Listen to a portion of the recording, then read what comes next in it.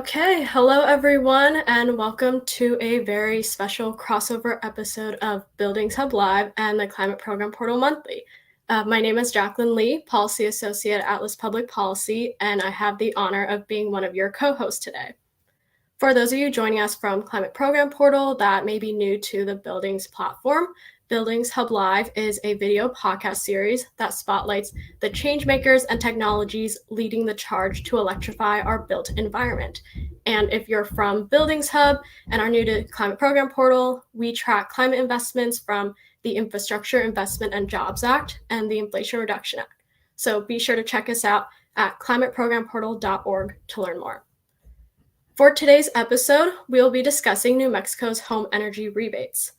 The Inflation Reduction Act provides nearly $9 billion through the home energy rebate programs to fund energy efficiency and electrification upgrades. These rebates include the home efficiency rebates and the home electrification and appliance rebates. Over the past several months, states including Wisconsin, New York, Maine, Rhode Island, Arizona, and California have been rolling out their home energy rebate programs. On September 3rd, New Mexico became the third state in the nation to launch the home electrification and appliance rebates portion of the program. And they're the first state to enable residents to get home energy efficiency rebates at the point of sale. But before we jump into our discussion, just a quick note on Buildings Hub. Buildings Hub is a one-stop shop for data, news, and policies on building electrification and decarbonization. The Hub pulls together a range of complex and widely available market, policy, and technical data sets to complement and inform one another. If you're interested in learning more and joining the Buildings Hub community, please visit atlasbuildingshub.com. For today's episode, we are currently live on YouTube and LinkedIn, and we encourage our audience to send in your questions using the Q&A portal on our YouTube live stream, and we will work them into our discussion. We look forward to hearing from you throughout the episode. Now, without further ado, I'm excited to introduce to you our moderator today, my colleague, Atlas Policy Analyst, Stephen Naimoli. Thanks, Jaclyn. Good afternoon, everyone. As Jaclyn said, my name is Stephen Naimoli. I'm a policy analyst at Atlas Public Policy, and I am the host of Buildings Hub Live. It's my honor to introduce to you our guests today. We're joined by Yeny Maestas, Inflation Reduction Act Program Manager, and Rebecca Stair, State Energy Office Director at the New Mexico Energy, Minerals, and Natural Resources Department. Welcome to you both. Thanks for joining us. Glad to be here. Thank you.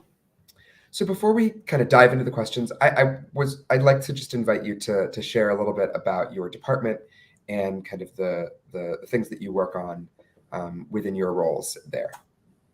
Sure, I'll go first on that one. So I'm the director of the Energy Conservation and Management Division of the Energy, Minerals, and Natural Resources Department of the state of New Mexico, otherwise known as and acting as the State Energy Office. And we are the office through which, or mostly applies for and through which flows the funding from the three uncles bills, the Bill, IRA, and CHIPS acts. And we also are the office that administers a lot of the local state tax credits relating to energy and energy conservation and management. We also, plug for the future, are about to stand up a geothermal regulatory arm of our office, and we're really excited about that. Oh, that's exciting. Yeah, and I'll go next. My name is Yeny Maestas, and I am the program manager for what we're calling the Here and Her programs in the state of New Mexico under the Inflation Reduction Act. Great, thank you so much. So that is a really great segue for us into the questions. So to start off, the program that you have launched really is intended to help consumers, deploy, high efficiency electric appliances for their homes. How does the average consumer apply for and take advantage of this program? Take this one. So the state of New Mexico has developed an application portal on the web where a regular New Mexican that qualifies under the income guidelines that the state of New Mexico has established for this program, which is 80% or less AMI. And the application process is very, very simple. You can just go to cleanenergy.nm.gov. Again, brand new program, brand new application, and make an account there, upload the documents requested in the application for these programs, and after review of those documents, the program will let you know when you can go back into the program and generate your coupon for your measure that you chose. But other than that, it's very, very simple.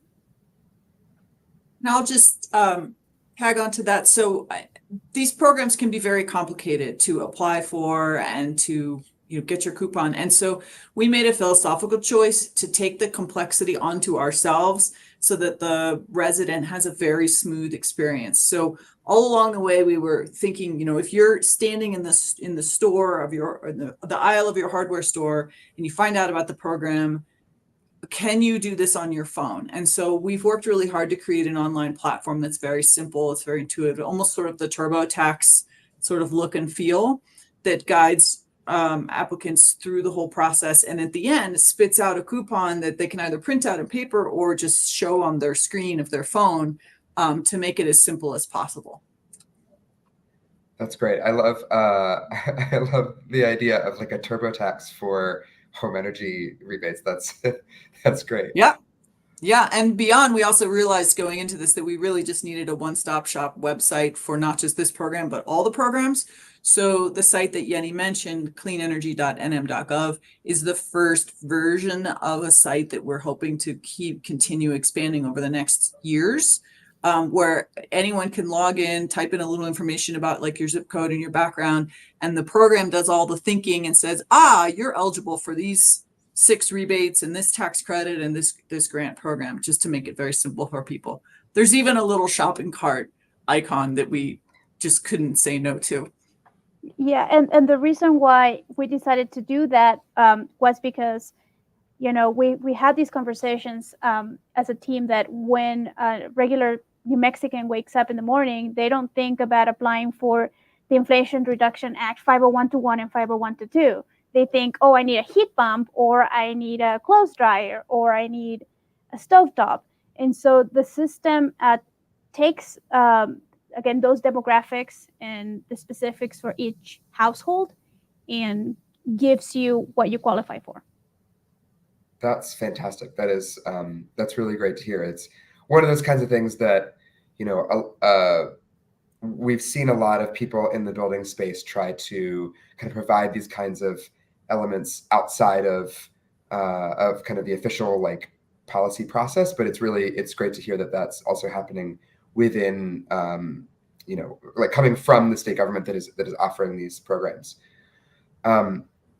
So to kind of jump off a few of the things that we've talked about a little bit already, you mentioned like coupons, you mentioned kind of standing in the aisle, you mentioned that the shopping cart. New Mexico is the first state to offer these point of sale rebates as opposed to kind of a later reimbursement. Like, what does this mean for residents? And can you walk us through how you built and launched this retail?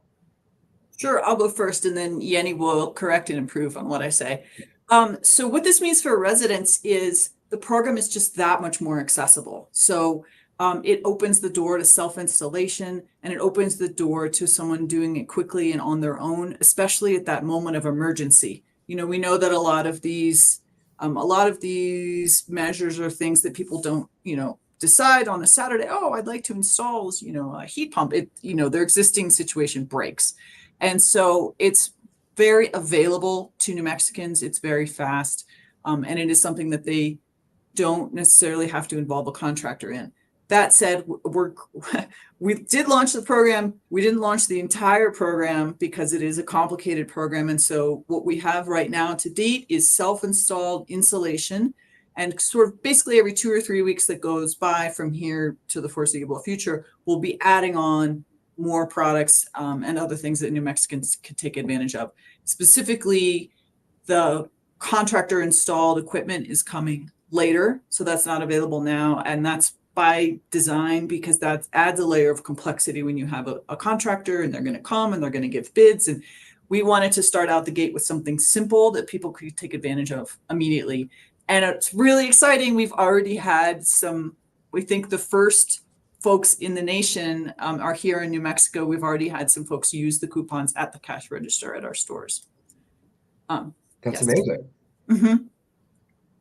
Oh, and how we did it? Okay. I just need to zoom out a minute and say that all of us humans right now are living in a systems that were sort of designed and engineered over the last 100 years over there, right? Systems of law, systems of finance. And we are needing to build systems for the future, right? That are, law might be a little different or finance might be a little different. So this absolutely was a team effort, meaning this took creative input from our legal team in New Mexico, our finance team, all the way up to the governor's office. Sort of everyone needed to be involved because we had to invent something that hasn't been done before and figure out essentially how are you going to flow federal money through whatever channels it has to go through legally and properly, all the way down to the register at a hardware store. That's very complicated. And that took an enormous team with the stores, PNNL, laboratories, the DOE, our implementer, and everybody in between to sort of work it through together. So that's the sort of big version of how we built and launched retail. Yeny, I don't know if you want to get any more detailed on that answer. I think you covered it all, Puck. That's great. Very comprehensive. I love that. Well, so kind of relatedly, what challenges did you face when you were developing and launching this program? I can speak to that. So I think that just high level overview, like Puck mentioned, these programs are extremely complicated from a implementation perspective. It has so many different requirements that need to be met and we need to follow in order to be compliant at the time of reporting to the DOE.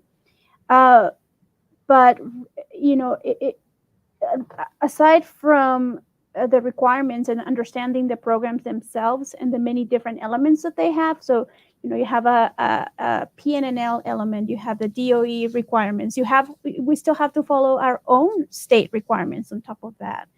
And, you know, putting all of that aside, then you get into the actual implementation and design of the program and how it's going to work once you have all the requirements figured out. Which again, you know, it's all in the fine print, right? That's the hardest part. Like, oh, you figure out something, and then turns out that there's a fine print line that throws all your ideas away. But really, it's the complexity arises in understanding the program and implementing the program.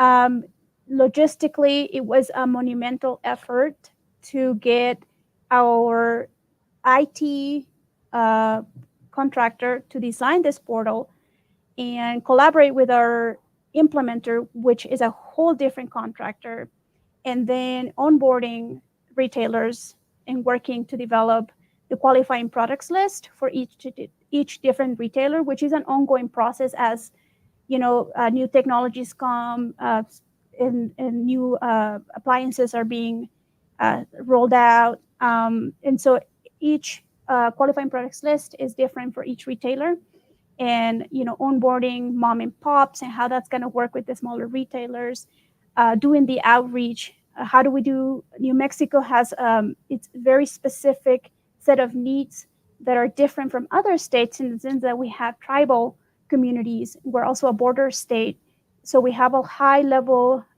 communities of Spanish speaking people, and then, you know, you have everything in between. So it's been really, really challenging, I think, but it's been really, really rewarding and really, really fun to, like, okay, you have all these concepts, but you actually are working through them and figuring out how to solve all these hurdles that are put in front of you, and it's been really fun. Can I give 2 examples, Stephen? Please.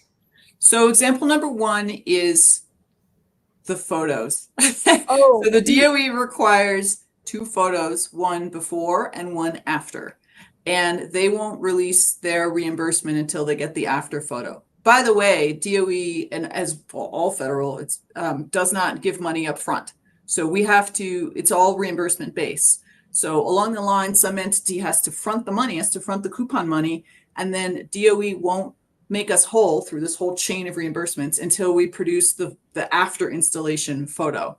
So that's sort of one challenge is, if a customer is buying insulation on their own at their register, and they get the discount right there at the register, we sort of have no motivation left to force them to take a photo afterwards and upload it, right? So that was one problem that we solved. We got like 4 different solutions depending on the scenario. So the photos is one solution. Another one, this was something that Yeny discovered and solved really well, which is New Mexico. She mentioned we're a rural state, and a lot of New Mexicans, the closest retailer to them is not physically in the state of New Mexico, but is across the border in like Texas, Arizona, or Colorado.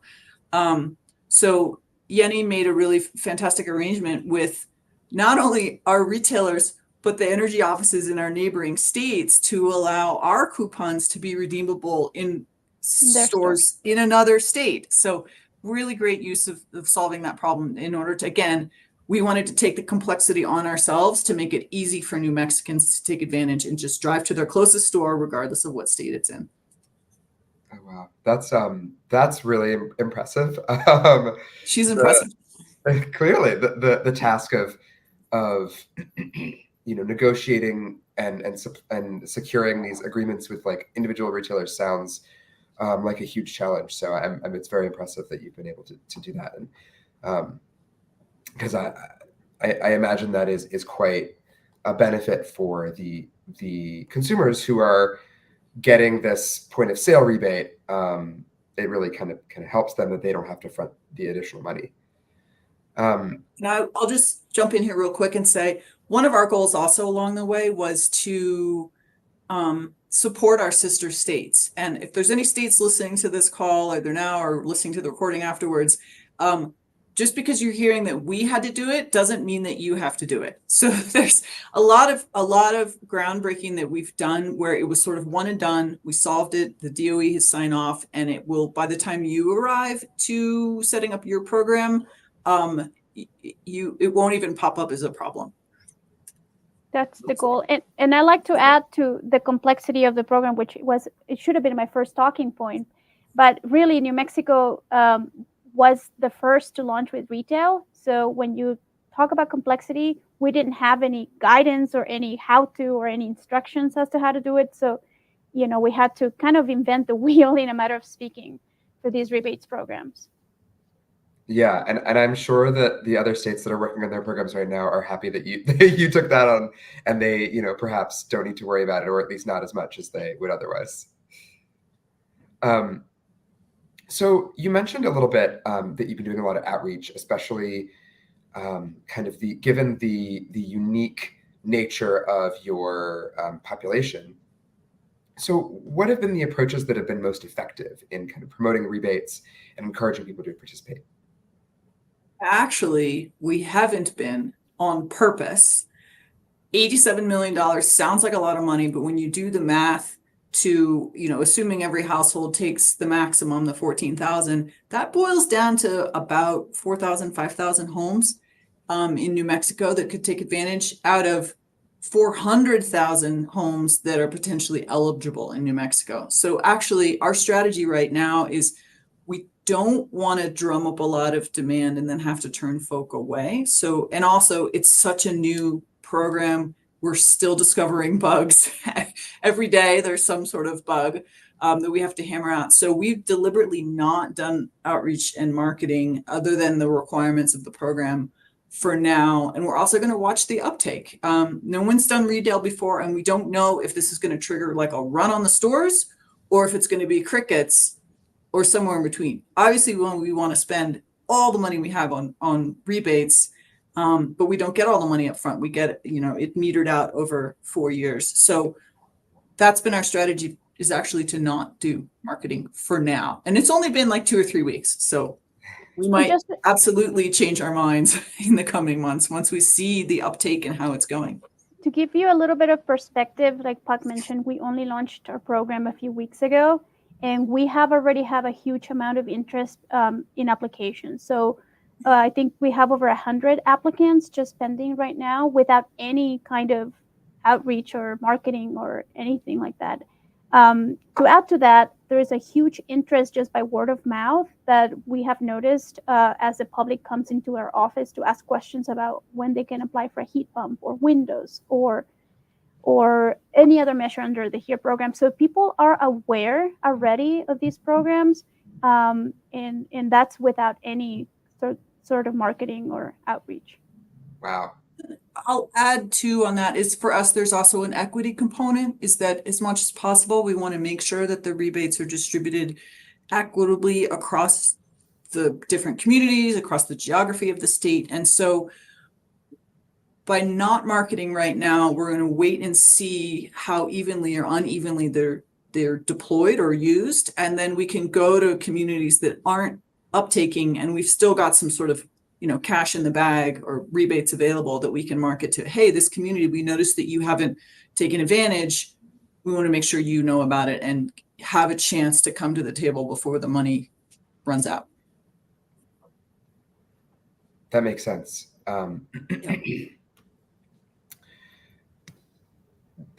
So one thing that I'm really curious about, to date, it's generally been difficult for renters to take advantage of electrification incentives kind of across the board.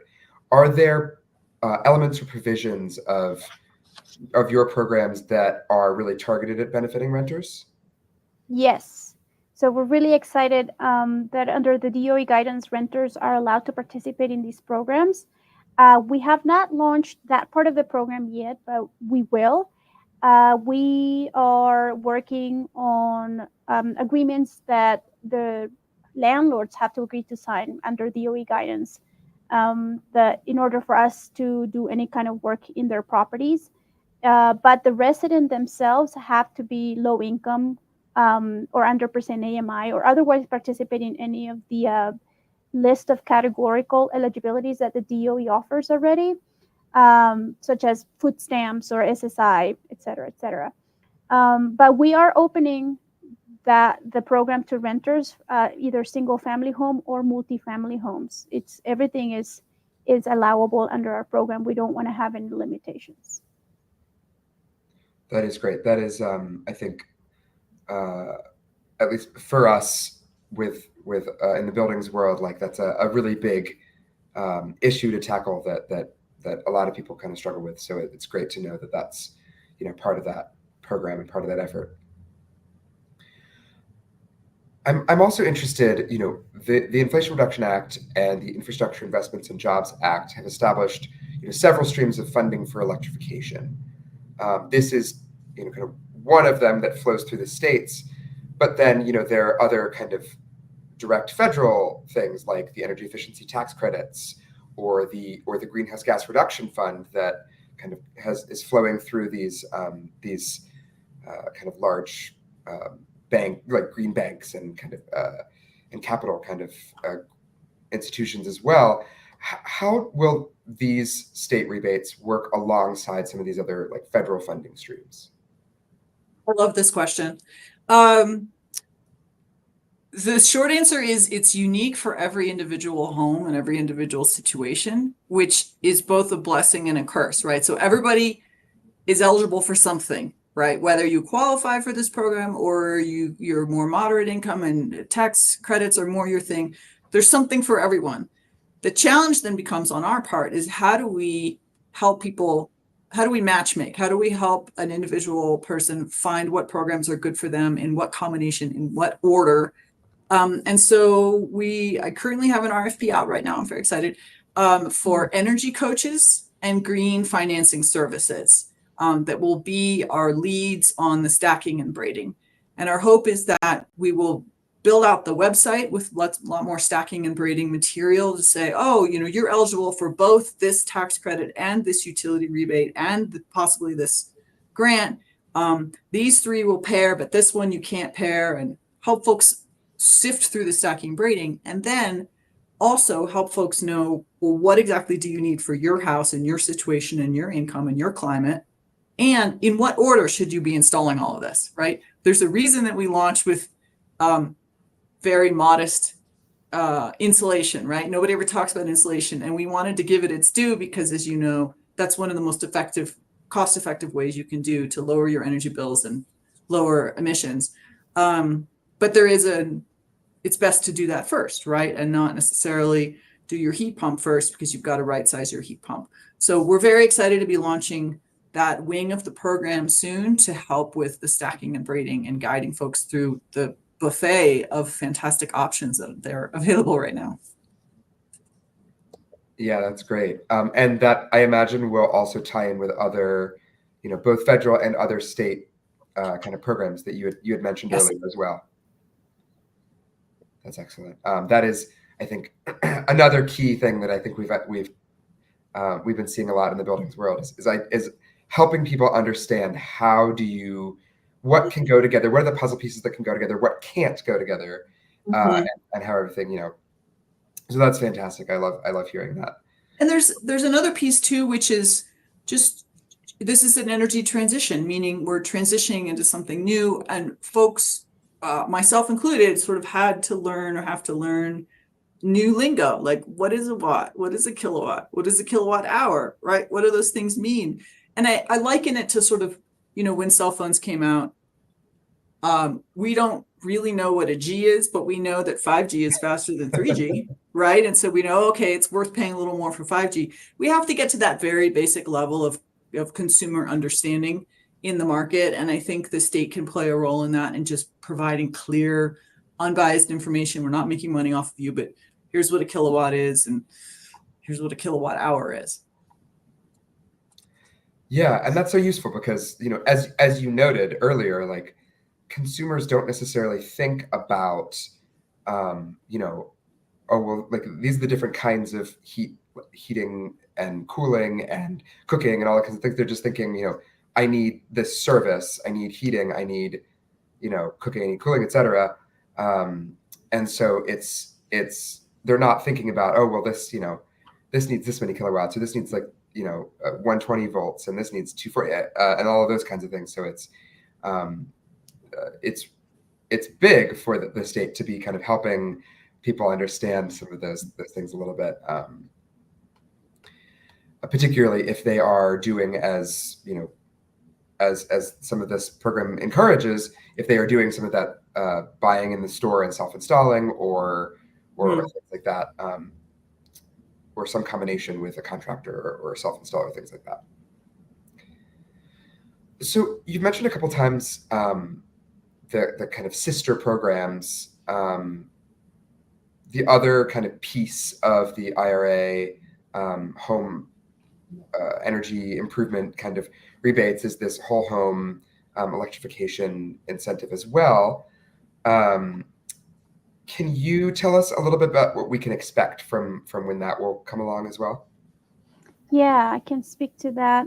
So like Puck mentioned a little while ago, the state is following a phased approach for both programs here in HER.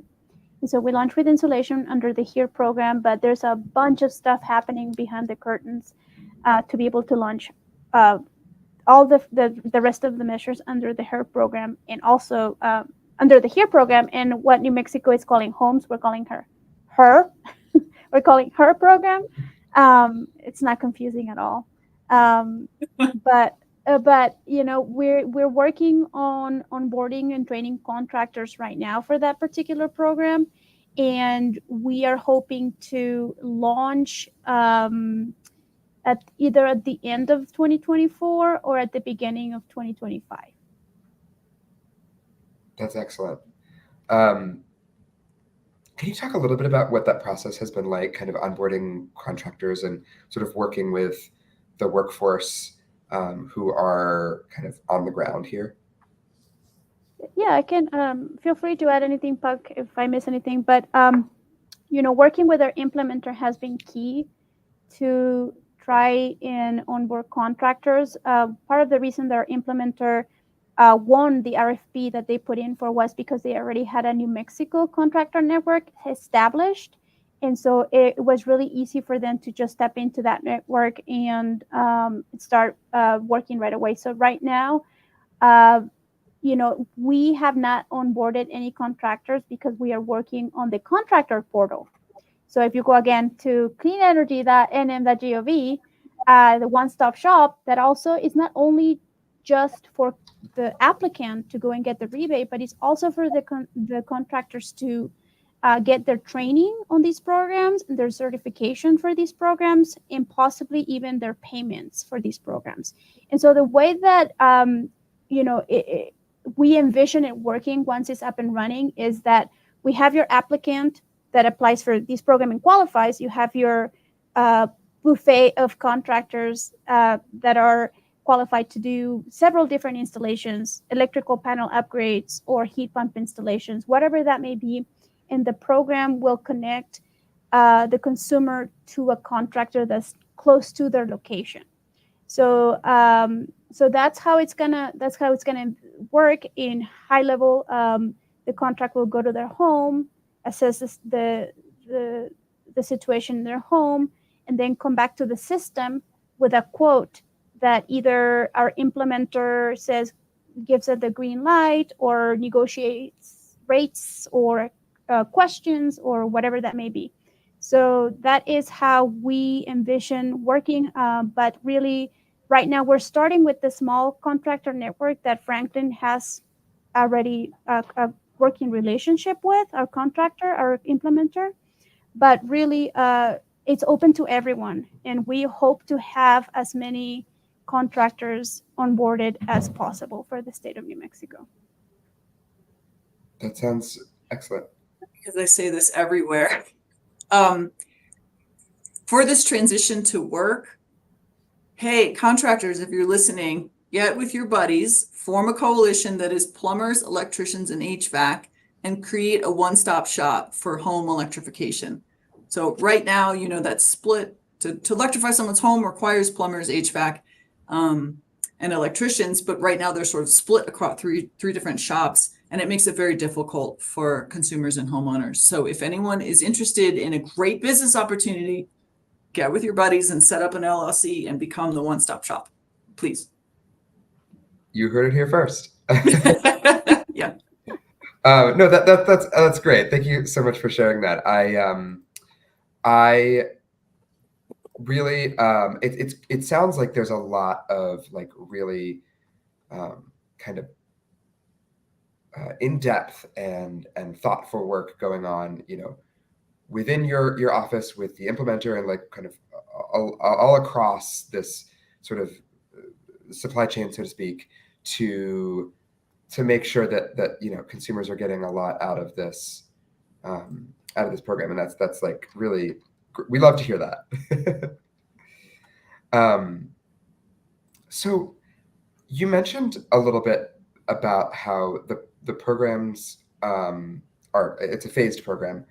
What is the kind of lifetime of this program, at least in this iteration?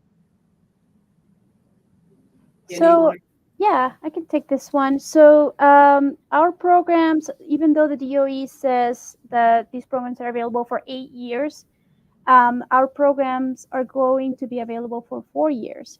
And we think that we can spend the money in those 4 years, but really the defining factor for that very specific amount of years is that the New Mexico procurement law does not allow us to have contracts for longer than a duration of 4 years. So we have to either, we could have gone the 8 years, but then we would have to reprocure, and it could get messy if we did that. So 4 years, 4-year program, but we are very hopeful that we can spend that amount of money in the next 4 years. Great, and that's a good, that highlights that there's not always a perfect lineup between, or a perfect synergy between the length of federal contracts and like the state environment. So it's a nice little like exemplification there. Mhm. So when you were going through developing this program, did you get or are you now getting getting interest from other states in kind of getting lessons learned or trying to kind of figure out how to model their programs based on what you've done? Yes. It feels a little bit like we're rock stars right now, which is a great feeling. And it's also great in that it feels really great to be able to help. So I know that I've talked in the corridors or had Zoom calls or phone conversations with at least 10 different states, and Yeny's had conversations with another 4 or 5 or so. Obviously curious about what we did, how we did it, any lessons learned.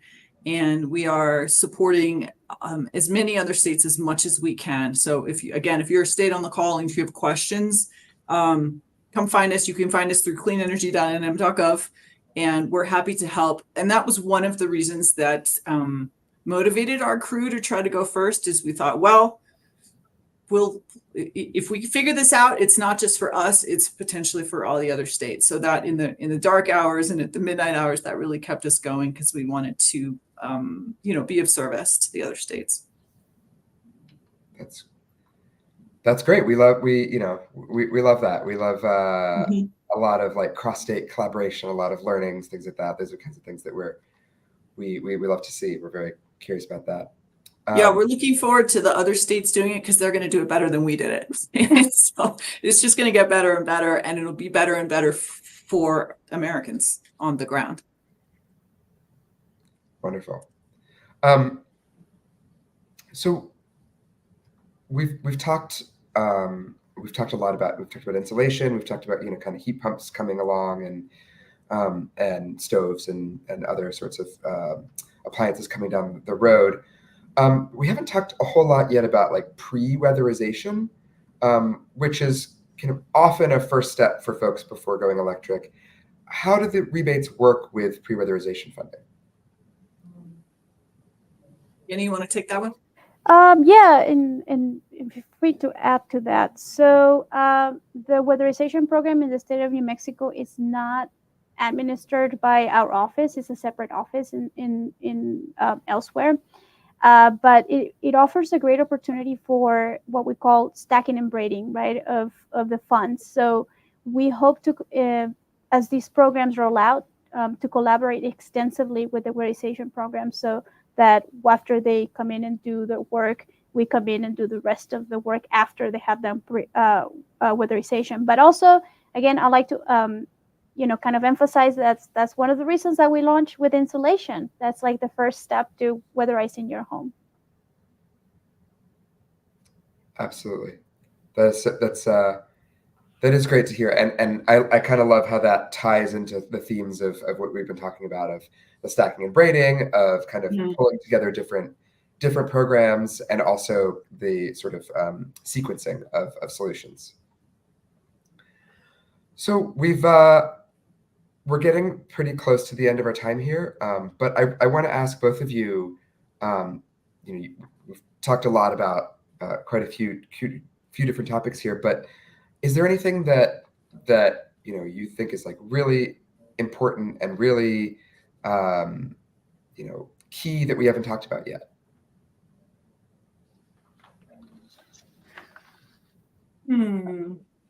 I have some thought. Yeah, I don't know if you have anything you want to share. I've got a couple of. I just think that just from speaking from my personal experience launching these programs, it has been it's a really exciting time right now, because in our state there was nothing like this before. So it feels really amazing to be part of something bigger and that can really benefit our communities. And so I cannot emphasize the importance of these programs for people who are 80% or less AMI, especially because we have a high stock of mobile homes in our state. And like Pac says, we are in a climate crisis, and we're trying to solve a bigger issue. So it feels really important to be part of these programs. Very rewarding, and just really excited to be part of these things that we're launching. Yeah, and I would just add, for those of you considering building a program like this or similar, just a little advice that I learned along the way. One is you want to get buy-in at the beginning. So I remember when we, were making the decision the week before, the day before, the 2 days before Thanksgiving to go on this speedy launch. I realized that this had to be a team effort, and that I needed buy-in, not just from my team in my office, but I needed buy-in from like our legal team, and like I said, our finance team, and from the governor's office. So that was my first step, was to say, hey, if we can do this, but we can do this if my email goes to the top of your inbox for the next 6 months. We need answers quickly, and the second piece of advice is sort of find your allies, especially the ones who are willing to be creative with law and finance, and sort of look at a law in a fresh way or entertain a new way of moving money around. All legal, of course, but like the people who are willing to try something new. I would do that. And my third piece of advice would be, figure out your guiding star and write it on your whiteboard or on your wall. And it was really helpful as you get into the weeds of the program and you're thinking about, do we do it this way or do we do it that way? It was really helpful to be able to zoom out and think about, we called him Joe New Mexico. Okay, if Joe New Mexico is in the aisle of the hardware store, what is going to be better for him? And that really helped us. It just was obvious, we need to make this decision and go this way. Otherwise, it's very easy to get just lost in all the details. So have your writing star, get buy-in, and find your creative partners. That's great. I'm hopeful that Joe New Mexico feels empowered now. He's got insulation. Well, there you go. Yeah, it sounds like it's really it's a whole of government approach, and it's a cross stakeholder collaboration where kind of everyone's involved. I do want to slip in. We had one audience question slip in right at the last moment here, which is just, can you talk a little bit more about how the rebates will kind of tie in with the energy efficiency tax credit specifically? I want to ask a clarifying question, which is which energy efficiency tax credits? I don't know if we can do that, or I can just try to answer. Yeah. I can take this one, Puck. Go for it. Yeah, so that's really interesting that we brought it up, because we were talking about that yesterday, actually, in the hallway. So first, New Mexico has tax credits that are very applicable to all the measures that we talked about under the IRA. And we were talking about how important it is for New Mexicans to understand the difference between a rebate and a tax credit. And so what we're offering right now under the Here and Her program is a point of sale rebate, so that the consumer gets the matter of speaking, the discount at the point of sale or at the time of the installation through the contractor, so they don't have to pay that money out of pocket. For the tax credit, we are allowed to stack and braid, and it's highly encouraged that you stack and braid if you qualify for both. But really, the tax credit is something that you get at the time when you file your taxes, and it's not instantaneous like Here and Her rebates. So we're hoping to take advantage of all the tax credits that the state of New Mexico offers for all these measures and stack and braid, and so that the consumer has to pay as little as they can out of pocket. And I'll riff onto that too. Thank you, Yeny. It's that being realistic, low-income folks are not typically the folks who can front $3,000-$5,000 and then wait to get it back on their tax credit, even if it's refundable or not. And so they're very different populations, and not necessarily, there will be very few people who can afford to stack and braid those.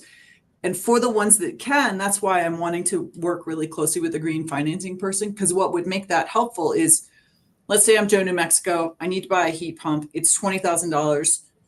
Here gives me $8,000 off, that means I still need to come up with $12,000 at the point of sale. No low income family, I mean, realistically, very few low income families will have $12,000 sitting around.